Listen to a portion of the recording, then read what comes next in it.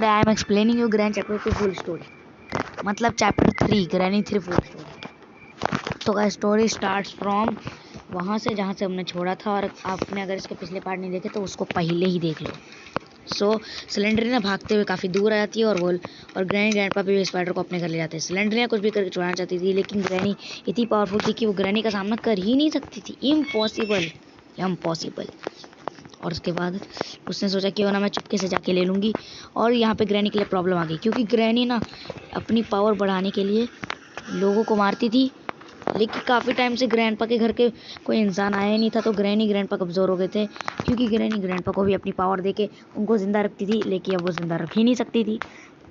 तो उसके बाद ग्रैनी ग्रैंडपा ने फैसला लिया कि ग्रैनी जाएगी बाहर और ग्रैंडपा रहेंगे घर पे। ग्रैनी बाहर जाके इंसानों को ढूंढेगी, और इंसानों को ढूंढने के बाद वो उन्हें यहाँ लाएगी और मार के अब एनर्जी एब्जॉर्ब करके ग्रैंडपा को भी ज़िंदा रखेगी।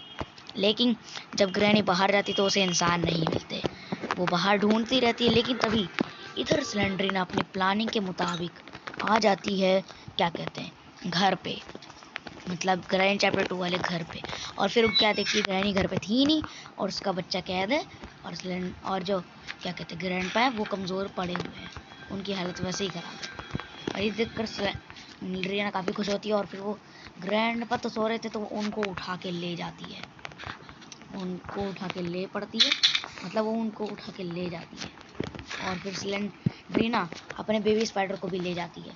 और जब ग्रैनी घर पे आती तो वो क्या देखती है कि जो ग्रैंडपा हैं वो तो गायब हैं घर से, और बेबी स्पाइडर ही गायब हो जा के भी सिलेंडरिना से ना ही ग्रैंडपा को छुड़ा सकती थी, ना ही बेबी स्पाइडर को ले सकती थी, और ना ही सिलेंडरिना को सबक सिखा सकती थी, क्योंकि वो तो कमज़ोर थी। और ग्रैनी यहाँ पे मरने वाली थी, क्योंकि अब उसकी सारी उम्मीद खत्म। लेकिन तभी 5 लोग आते हैं ग्रैंडपा के घर पे फंस के, और तभी ग्रैनी को यही उम्मीद मिलती है और वो तैयार होती है, और फिर वो पूरे घर को लॉक कर देती है, और फिर वो बंदे वहाँ पे फंस जाते हैं। वो उन बंदों को मार के उनकी एनर्जी एब्जॉर्ब करती है, और फिर ग्रैंडपा की और फिर वो वापस से पावरफुल होके सिलेंडरिना की लोकेशन का पता लगा के वहाँ पे जाती है, और फिर सिलेंडरिना से मुकाबला करके उसके बच्चे को भी मार देती है, और ग्रैंडपा को भी घर ले आती है।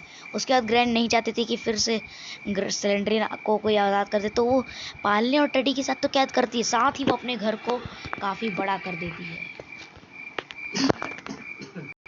इतना बड़ा वो खांसी आ गई थी। तो आगे कंटिन्यू करते हैं।